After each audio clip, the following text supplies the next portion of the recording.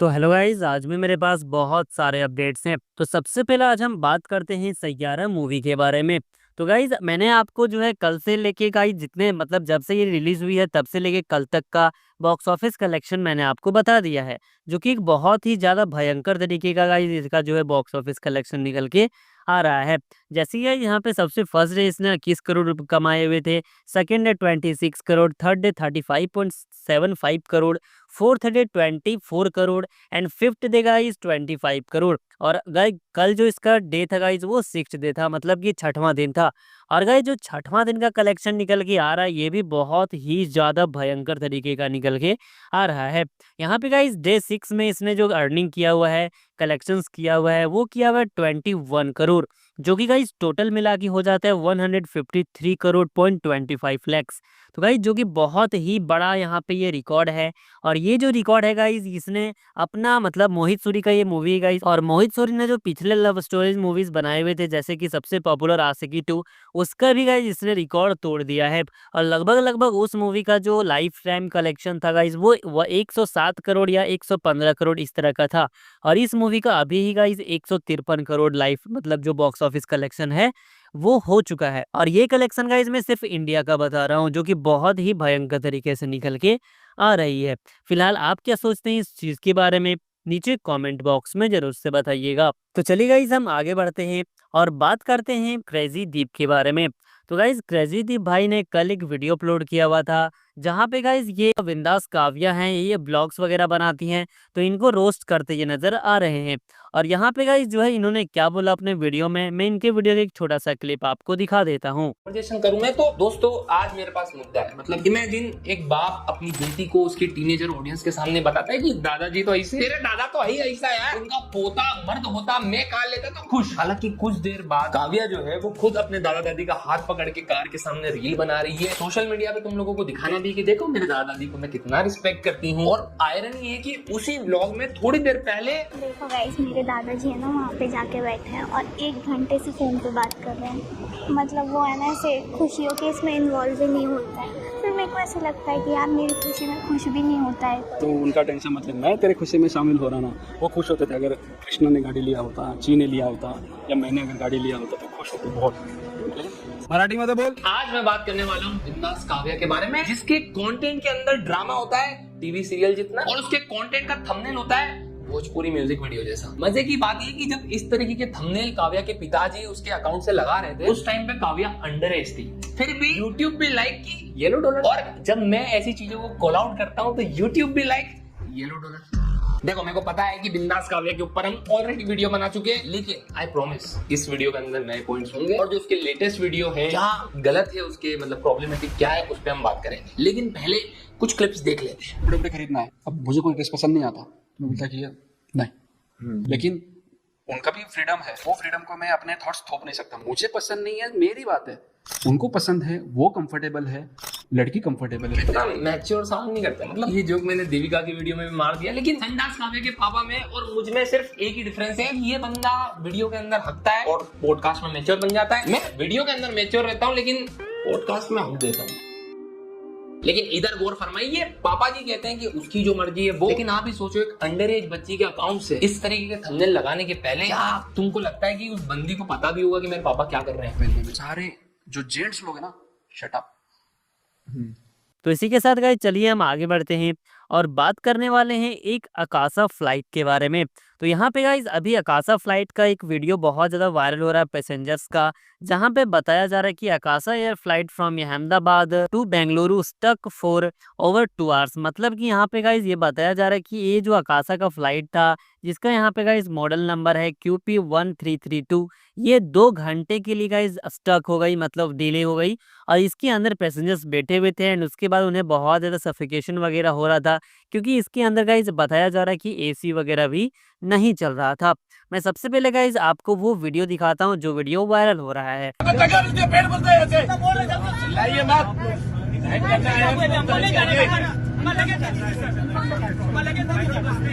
आप क्या भी बात करिए।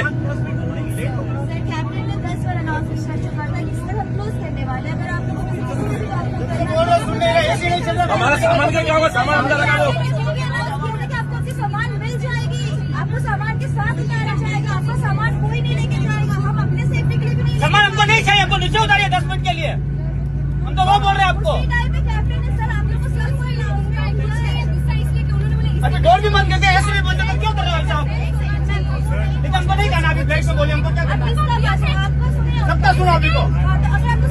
वो 12 तारीख का है और आज भी 12 तारीख है, आप समझो। आपको बैठना तो बैठो, प्रॉब्लम है तो क्यों वोट किया? क्यों वोट किया? भाई आपको वोट किया, ये नहीं चलेगा। ये ना मेरा पोलिंग का तो है ना, जो चुप रहेगा वो मरेगा। इसका याद रखना, आपको बोलना पड़ेगा।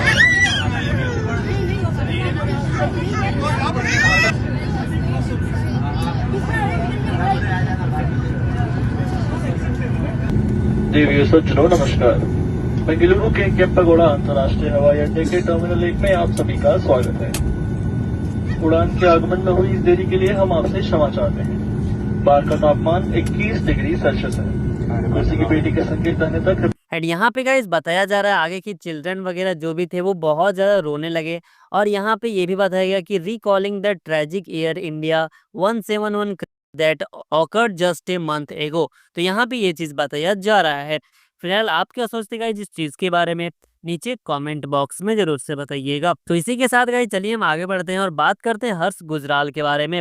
तो गाइस इनका भी जो है एक वीडियो अभी इन्होंने अपने इंस्टाग्राम पे पोस्ट किया हुआ है और ये भी गाइस फ्लाइट से रिलेटेड ही है, मतलब कि एयर इंडिया से रिलेटेड है। क्योंकि गाइस ये बहुत ही ज़्यादा परेशान हो चुके हैं एयर इंडिया से। मैंने आपको कल के न्यूज़ में भी बताया था कि एयर इंडिया का एक फ़्लाइट जो लैंड करते टाइम गाइस स्किड हो गया था रनवे पे।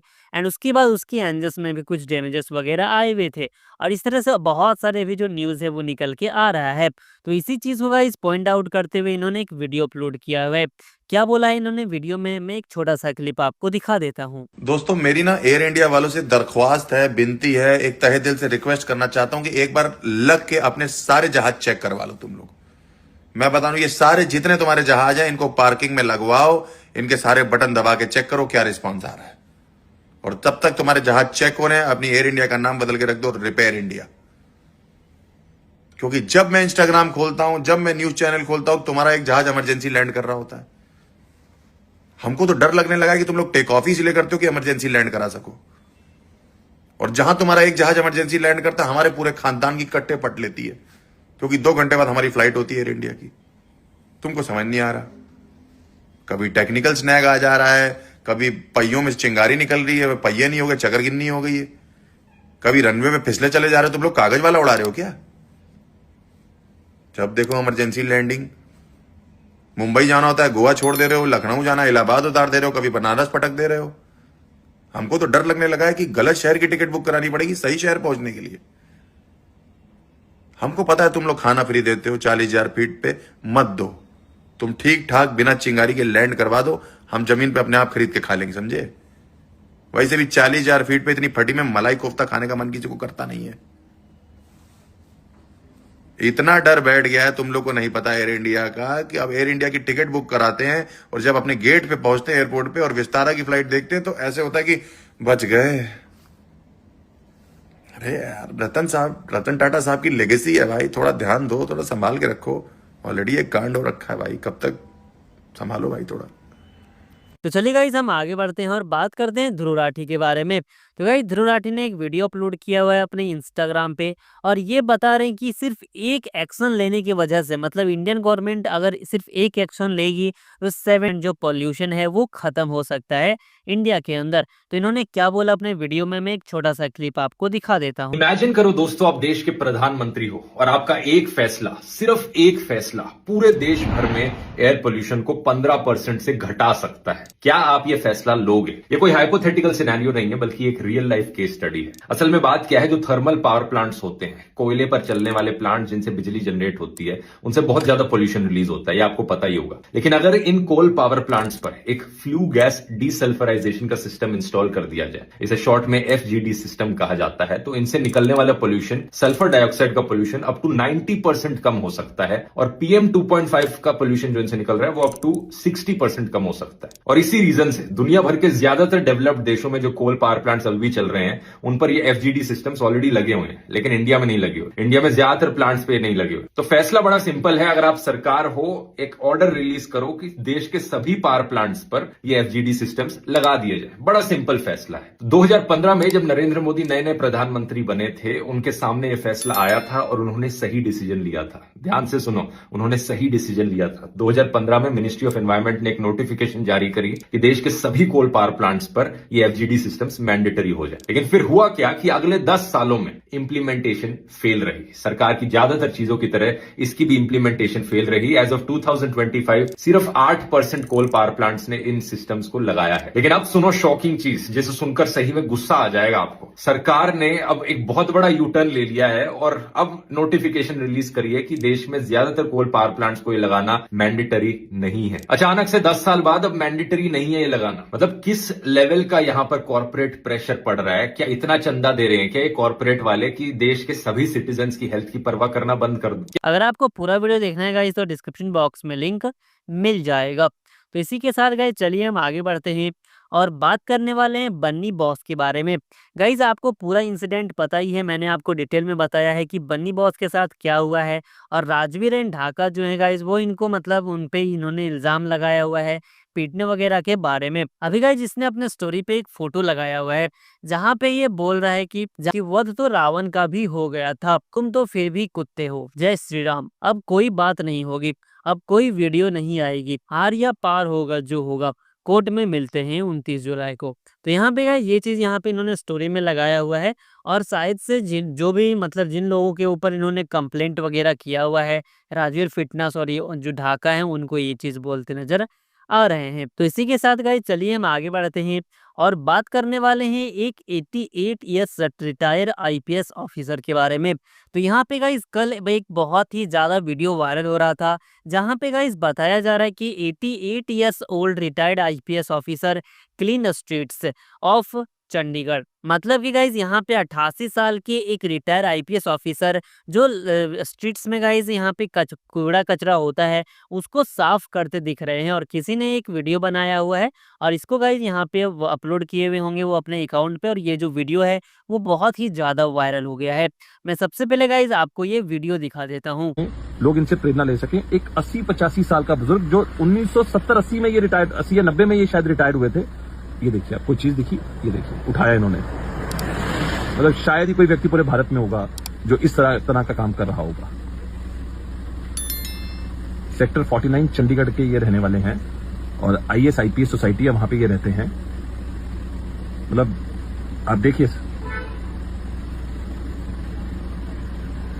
मतलब ये बहुत बड़े प्रेरणा के स्रोत हैं हम सबके लिए। तो गाइज आपने वीडियो देख लिया। यहाँ पे बताया जा रहा है कि this is heart touching viral video shows 88 years old retired IPS officer Inderjeet Sindhu, एक true hero in every sense. For years he has taken in upon himself to keep the city of Chandigarh clean. तो ये चीज guys यहाँ पे बताया जा रहा है जो कि बहुत ही अच्छी बात है गाइज, क्योंकि इनका एज बहुत ही ज्यादा हो गया है फिर भी ये गाइज जो है कूड़े कचरे को कैसे उठा के जो मतलब ये रिक्शा है उसको खींच रहे हैं, जो कि देख के भी बहुत ही ज्यादा मतलब अजीब लग रहा है। और सभी लोगों को गाइज ये चीज करना चाहिए और इनका हेल्प भी करना चाहिए।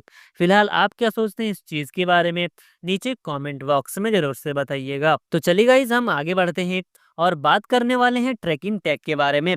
तो गाइज कल ट्रैकिंग टेक ने अपने इंस्टाग्राम पे एक रील अपलोड किया हुआ है जहाँ पे ये दिखा रहे हैं कि जो जेप्टो मतलब क्विक कॉमर्स कंपनी है वो कस्टमर्स के साथ कैसे मतलब भेदभाव कर रही है या फिर और बिना बोले उनसे कैसे पैसे लिया जा रहा है। गाइज ये सारा कुछ इन्होंने डिटेल में बताया हुआ है। तो जो भी कुछ इन्होंने वीडियो में बोला है गाइज मैं सबसे पहले आपको इनका वीडियो दिखाता हूँ। दोस्तों जेप्टो आपको लूट रहा है और आपको पता भी नहीं चल रहा है। जी हाँ, जनरली हम जेप्टो पे जब ऑर्डर करते हैं तो पे ऑनलाइन ही करते हैं। ये जो ब्राइट बटन है ना उसके ऊपर पे ऑनलाइन हुआ करता था, अब उन्होंने शिफ्ट कर दिया है, पे ऑनलाइन एकदम ग्रे कर दिया है, पता भी नहीं चलेगा। और अपने मसल मेमोरी से हम इसे क्लिक करेंगे। जी हाँ, हम इसे क्लिक करते हैं और इमीडिएटली ऑर्डर प्लेस हो जाती है। अब उससे क्या होता है पता है, अब पे ऑनलाइन की जगह पे ये जो ब्राइट बटन है ना वो पे कैश एंड UPI हो गया है। इसका मतलब आप प्रेस करोगे एंड आपका जो ऑर्डर है वो प्लेस हो जाएगी। अब जब ऑर्डर प्लेस होती है तो क्या होता है पता है, कैश हैंडलिंग चार्जेस आपको लगते हैं वो भी 15 रुपीज प्लस GST। मतलब मेरा जो अभी ऑर्डर वैल्यू है 315 रुपीज उसकी जगह पे 333 रुपीज हो जाएगा और आपको पता भी नहीं चलेगा। मतलब सोचिए, और ऐसे हर ऑर्डर में 15-16 रुपए वो कमा रहे हैं। सोचिए, जब आप ऑर्डर कर रहे हो ना तभी ये शो नहीं करता है, एंड मोमेंट में लास्ट स्टेप में करता है। मतलब आपको पता ही नहीं चलेगा, आपको पे करना ही होगा फिर। हाँ, तो अगर जेप्टो इस्तेमाल कर रहे हो ना दोस्तों, प्लीज इसके पास ध्यान रखिए और अपने दोस्तों के साथ शेयर कीजिए ये अभी राइट नाउ। पे ऑनलाइन अगर आप करोगे ना इस ग्रे बटन पे, तो आपको वो चार्जेस नहीं लगेंगे। फिलहाल आप क्या सोचते हैं इस चीज के बारे में,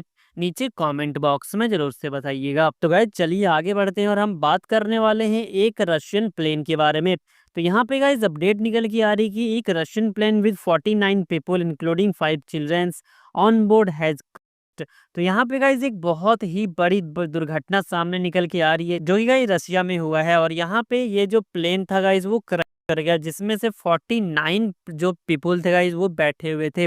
और ये भी गाइस यहाँ पे बताया जा रहा है कि earlier today it was reported that a Russian An-24 plane with 49 people on board had gone missing in the eastern Russia, losing contact near टिंडा एयरपोर्ट। तो यहाँ पे बताया जा रहा है कि ये जो प्लेन था गाइस वो टिंडा एयरपोर्ट से कांटेक्ट हो गई। एंड इसके बाद गाइस यहाँ पे इस तरह से ट्रेजिक इंसिडेंट देखने को मिल रहा है।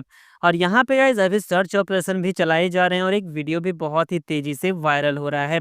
यहाँ पे आगे बताया गया कि ACC2 airlift reports the crew and attempt to land but failed on the first approach as they initiated a second attempt.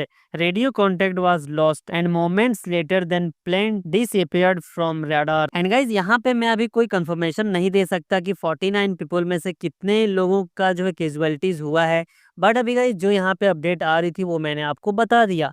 फिलहाल गाइज बहुत ही दुखद घटना है। आप क्या सोचते हैं इस चीज़ के बारे में, नीचे कमेंट बॉक्स में जरूर से बताइएगा। तो गाइज इस वीडियो में बस इतने ही अपडेट्स थे। रोजाना ऐसे ही अपडेट्स जानने के लिए प्लीज़ भाई चैनल को सब्सक्राइब करिएगा, क्योंकि सिर्फ 1 सेकेंड लगता है यार सब्सक्राइब बटन पे क्लिक करने के लिए। तो प्लीज़ यार सब्सक्राइब कर लीजिएगा। एंड अगर आपको वीडियो इन्फॉर्मेटिव लगी हो, मज़ेदार लगी हो, तो लाइक भी करिएगा, शेयर भी करिएगा। तो चलिए गाइज मिलता हूँ आपसे नेक्स्ट वीडियो में, तब तक के लिए जय हिंद।